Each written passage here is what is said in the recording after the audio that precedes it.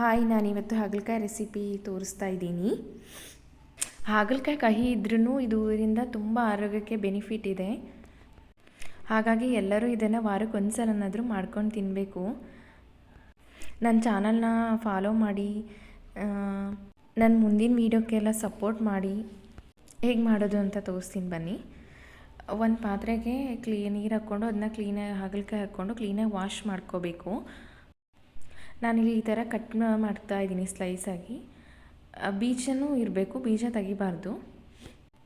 ಮತ್ತು ಇದನ್ನು ಒಂದು ಪಾತ್ರೆಗೆ ಎತ್ತಿಟ್ಕೊಂಡು ಅದನ್ನು ಚೆನ್ನಾಗಿ ಕೈಯಾಡಿಕೊಂಡು ಅದಕ್ಕೆ ಸ್ವಲ್ಪ ಅರಿಶಿಣ ಪುಡಿ ಹಾಕ್ತಾಯಿದ್ದೀನಿ ನಾನು.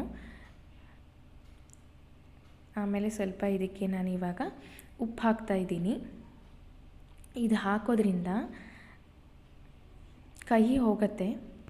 ಇದನ್ನು ಚೆನ್ನಾಗಿ ಮಿಕ್ಸ್ ಮಾಡಿ ಸ್ವಲ್ಪ ಹೊತ್ತು ಹಾಗೆ ಬಿಟ್ಟು, ನಾನಿಲ್ಲಿ ಇವಾಗ ನೋಡಿ ಬಿಟ್ಟಾದಮೇಲೆ ಒಂದು ಹಾಫ್ ಆನ್ ಅವರ್ ಬಿಟ್ಟಾದಮೇಲೆ ಕ್ಲೀನಾಗಿ ಸ್ಕ್ವೀಸ್ ಮಾಡ್ತಾಯಿದ್ದೀನಿ. ಹೀಗೆ ಮಾಡೋದ್ರಿಂದ ಕಹಿ ಪೂರ್ತಿ ಹೋಗುತ್ತೆ.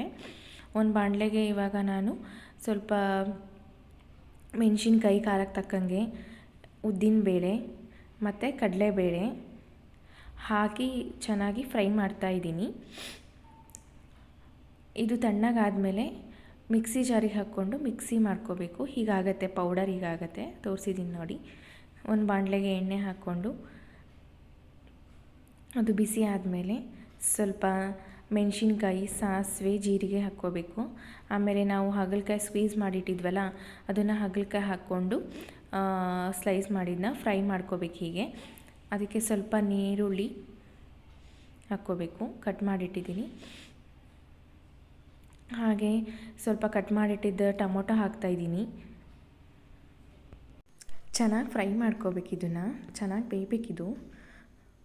ಒಂದು 5 ಮಿನಿಟ್ಸ್ ಬೇಯಬೇಕು. ಸ್ವಲ್ಪ ಉಪ್ಪು ಹಾಕ್ಕೊಂಡು ಬೇಯಿಸಿದರೆ ಚೆನ್ನಾಗಿ ಬೇಯುತ್ತೆ. ಹಾಕ್ಕೊತಾ ಇದ್ದೀನಿ ನಾನಿಲ್ಲಿ. ಸ್ವಲ್ಪ ನೀರು ಹಾಕಿ, ನಿಮ್ಗೆ ಎಷ್ಟು ಬೇಕೋ ಅಷ್ಟು ನೀರು ಹಾಕ್ಕೊಳ್ಳಿ. ನಾನಿಲ್ಲಿ ಸ್ವಲ್ಪ ಹಾಕಿದ್ದೀನಿ. ನಾನು ಇವಾಗ ಹುರಿದಿಟ್ಟಿದ್ದ ಪುಡಿ ಹಾಕ್ತಾಯಿದ್ದೀನಿ, ಅದು ಹುರಿದು ಪೌಡ್ರ್ ಮಾಡಿರೋದು ಹಾಕಿ ಇದನ್ನು ಚೆನ್ನಾಗಿ ಮಿಕ್ಸ್ ಮಾಡಿ ಸ್ವಲ್ಪ ಹೊತ್ತು ಹಾಗೆ ಬಿಟ್ಟು ಬೇಯಿಸಿ. ಆವಾಗ ಸಾಫ್ಟಾಗಿ ಆಗೋ ತನಕನೂ ಬೇಯಿಸಿದರೆ ತುಂಬ ಟೇಸ್ಟಿಯಾಗಿರುತ್ತೆ, ತುಂಬ ಚೆನ್ನಾಗಿರುತ್ತೆ. ಇದು ರೈಸಿಗಾಗಲಿ ಚಪಾತಿಗಾಗಲಿ ತುಂಬಾ ಮ್ಯಾಚ್ ಆಗಿರುತ್ತೆ.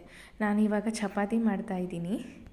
ನಾನಿವತ್ತು ಮಧ್ಯಾಹ್ನಕ್ಕೆ ಅಂತ ಹೇಳಿ ಲಂಚ್ ಬಾಕ್ಸಿಗೆ ಅಂತ ನಮ್ಮ ಹಸ್ಬೆಂಡಿಗೆ ಚಪಾತಿ ಮತ್ತು ಇದ್ರ ಪಲ್ಯ ಹಾಕಿ ಲಂಚ್ ಬಾಕ್ಸಿಗೆ ಕೊಡ್ತಾಯಿದ್ದೀನಿ. ನೀವು ಟ್ರೈ ಮಾಡಿ, ಹೇಗಿತ್ತು ಅಂತ ಕಮೆಂಟ್ ಮಾಡಿ. ಬ್ಯಾಚುಲರಿಗೆ, ಆಮೇಲೆ ಇವಾಗಿನೂ ಅಡುಗೆ ಕಲಿತಿರ್ತಾರಲ್ಲ ಅಂಥವರಿಗೆಲ್ಲ ತುಂಬಾ ಈಸಿ ಅಂತಲೇ ಹೇಳ್ಬೋದು. ಇದು ರೆಸಿಪಿ ಬಂದು ಟ್ರೈ ಮಾಡಿ ನೋಡಿ.